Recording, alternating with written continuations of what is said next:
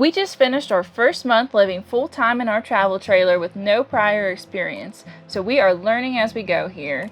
And I want to give you guys a recap of where we stayed in our first month and how much we spent. We started off our journey in Florida, so our first stay was at Bill Frederick Park at Turkey Lake in Orlando, Florida. We stayed here for an entire week and we would definitely stay here again. You're actually allowed to stay a total of 45 days per year. This park is awesome. It's huge. It's over 183 acres along Turkey Lake, which is one of the top 5 fishing lakes in Florida. You can rent fishing boats for only $30 a day, which we were going to do, but unfortunately we didn't know you had to book them 3 days ahead of time online. So next time we definitely plan to do that. It only costs $25 a night for full hookups here and $20 a night for electric and water only, but they do also have a free dump site available. We started off booking 3 nights with our full hookups, and then we decided to extend for another 4 nights. So we stayed with just water and electric the next 4 nights. This park is great. It has a lot of great trails, nice bike trails, a drone flying field, several fishing piers, tons of picnic areas, an amazing disc golf course, and even an animal sanctuary. Another huge perk is that it's less than 4 miles from Universal Studios, so we took advantage of that. And we stayed a total of 7 nights. Our first 3 nights were the full hookups at $25 a night. The next 4 nights were $20 a night with the electric and water, making our stay a total of $155 for the week. Our next day, we made it up to Ashburn, Georgia, and stayed at Georgia Peanut RV Park. This was just a quick overnight stay at the RV park, conveniently located right off I-75.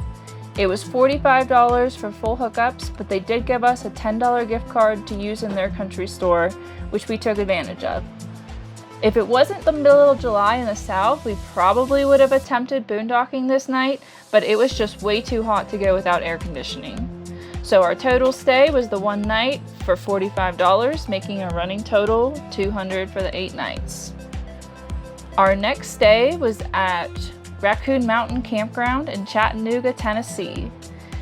We were originally only going to stop here for 1 night, but the drive through Atlanta was particularly stressful and exhausting, so we ended up extending for 2 days before we had to get back on the road.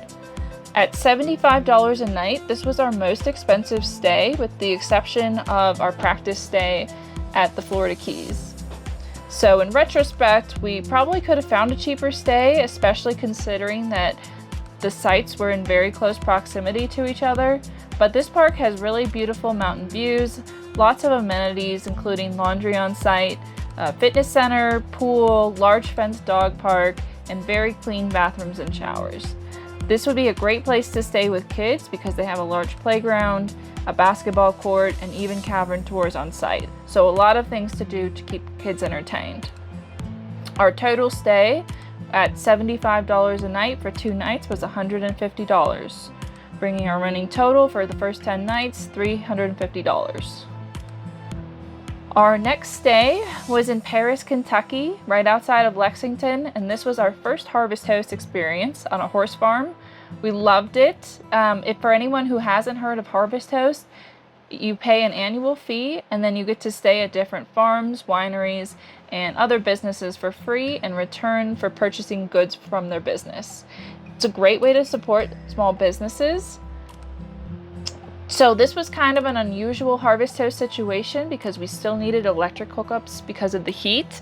So our host had electric hookups for $20 a night, and then we spent the additional money in the gift shop and got the rest of what we needed to cook dinner, so it was a win-win.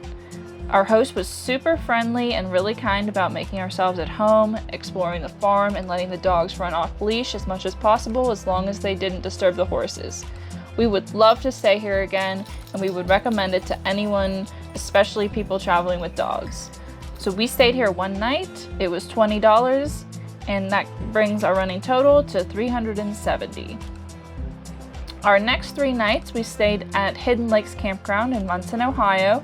We stayed here mainly because we had family nearby and I had to come up for a family reunion, which was a super convenient location for that. This park has 3 lakes, 2 for fishing, 1 for swimming, and a swimming pool and a playground. They also have nice bathrooms and showers. This park was nice, but it turned out to be the second most expensive, and when I booked it, I thought it was only going to be $57 a night, but it seems like they had a few different added fees, I think one of which was a pet fee and a few other taxes and fees. So our total for 3 nights ended up being $211, which averaged out to $70.33 a night, bringing our 14-night running total to $581. After our final stay at Hidden Lakes, we ended up having a really rainy day on the last day, and water just started streaming through our slide out. Not a good situation. So our next stop was to Pittsburgh area to visit more family and friends. So on our way over, we ended up having to drop off the RV at a family friend's to fix the seal, and then we were also having some issues with the truck that he helped us out with. So our next 5 nights, we stayed at Tyler's dad's house, so that was a free stay, and it was kind of a nice reset after all that travel. Our next stay was at Sterling State Park in Monroe, Michigan. This was an overnight stay after getting back on the road, and we wanted to boondock that night, but we still weren't quite confident about how it was going to work with our stay without hookups. So we ended up finding this on Campground, which I've used a lot since then. And I will say, I thought this was going to be a $30 stay, but then after taxes, that made it $38. And then as soon as we got there, we realized that we had to buy a day pass for the park as well, which was another $11. So this brought the stay up to $49 a night. So at first, we were kind of regretting not trying to boondock that night, but it actually turned out to be a very nice park. It's right on Lake Erie, and we found a really nice trail where we did a morning jog, and we found a few other nice trails where we took the dogs walking. So our total stay for this was 1 night, with all the taxes and fees, and the day pass was $49, bringing our first 20 nights up to $630. Our next stay was at the Indiana Dunes Visitor Center. So this was our first ever non-hookup site. I actually originally wanted to stay at the campground they have at the Indiana Dunes State Park that does have full hookups and was pretty reasonably priced, but no sites were available this night. We were booking it kind of on the fly, and then I saw on Campendium that they had free overnight stays for RVs at the visitor center. So I did some Google mapping, made sure there was a spot that would fit our rig, and we kind of took a chance on this one, but we ended up finding a nice spot at the end of the parking lot. It was a view of tons of wildflowers, and there was actually several other RVs staying there. It felt very safe. And there was also a porta potty there, which was definitely a bonus because we were very unprepared for a no hookup night, and we didn't have any water in our tanks.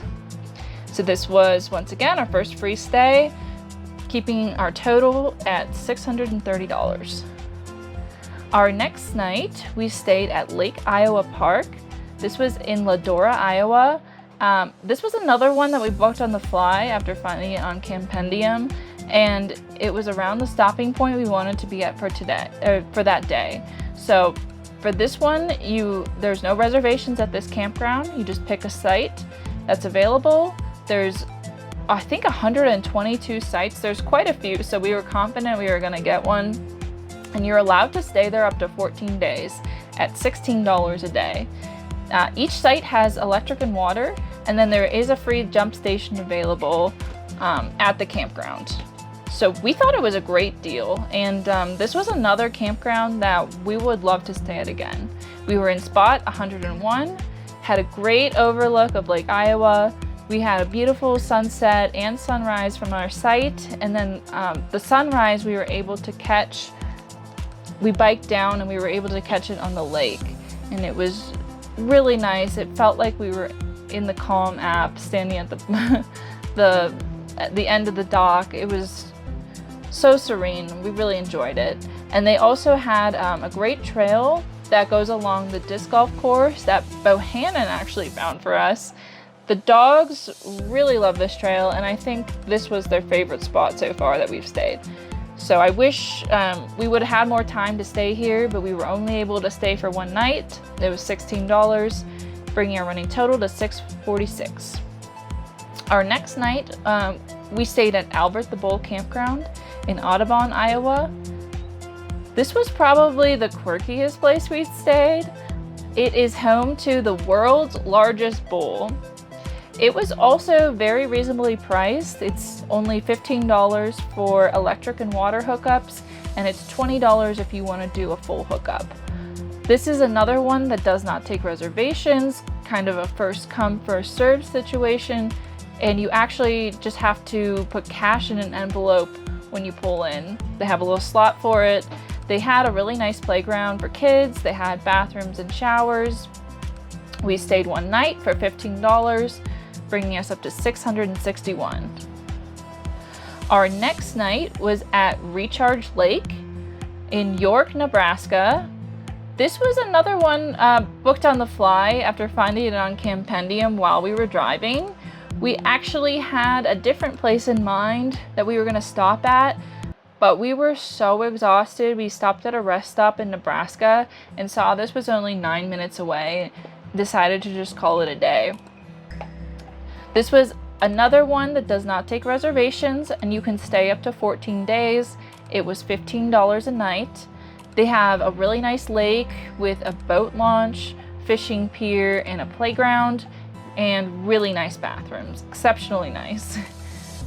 There was water available at the campground, but not at the individual sites. Each site did have their own electrical hookup, and the parking pad was very level, probably the best we had. So we stayed here one night for $15, bringing our 24-night running total to $676. Our next night, we stayed in our first Walmart parking lot in Sterling, Colorado. This was right off the turnpike. We decided that we were gonna drive as far as we could that day, and we kind of just kept going until we got tired, and then this was the closest option of an overnight parking that was free. And it was a very good experience, I would say. Probably the most spacious Walmart parking lot I've ever been in. We had an entire section to ourselves with just us and one other semi-truck staying the night. It was good because things were finally cooling off, so we didn't need the air conditioning, and it was great, free night. So we stayed here one night, keeping us at $676. Our next night, we stayed at Twin Lakes Views Dispersed Camping. This is in Pike San Isabel National Forest in Twin Lakes, Colorado. This is what we consider to be our first boondocking stay because it was our first day without hookups that wasn't in a parking lot. The road was a little steep and windy near the end, but very doable. There were a ton of pull-off spots that were perfect for vans and smaller rigs, but it was a little harder to find a spot that was large enough for our 28-foot camper. But we did get lucky. We found a spot with a great viewpoint of Lake Elbert, and there's so many nice hiking trails around there. And there was a campground at the end of the road, so that was kind of a backup plan if we couldn't find a free spot available. There was places available there, and you were allowed to park at your spot for up to 14 days.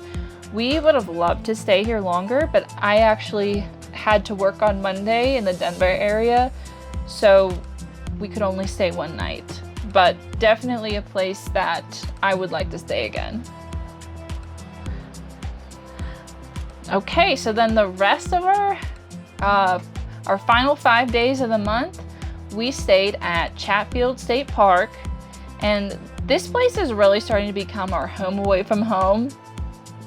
So it was so nice to finally, take a break from having to pack up every single night. This is such a beautiful park, and it was a short drive from all the places I had to work that week. You can stay here up to 14 days within a 30-day period. We are going to be staying here again. Our first day was a full hookup site. They are $41 a night. You do have to have the Colorado State Parks Pass to get into the park, but we did get the annual pass. It was $80. For us, that's very worth it because we're going to be spending a lot of time in this area at all the different parks. They have a beautiful reservoir with paddleboarding, a marina with tons of sailboats, miles and miles of walking and biking trails, tons of wildlife, really nice bathrooms, showers. They do have laundry on site as well. And I'm sure this is one that we're going to be doing a full campground tour in the future. So we stayed here our final 5 nights. It was $41 a night. There was an $8 fee for taxes, bringing our total to $213, making our running total for the 31 days and the entire month $889. So I think we did pretty decent for our first month with campground fees. We definitely paid less than we did prior to this when we were living in a house with our mortgage and all of our utilities. So we're gonna try to beat that next month, but that was our first month. We will give you an update soon of the next places that we go.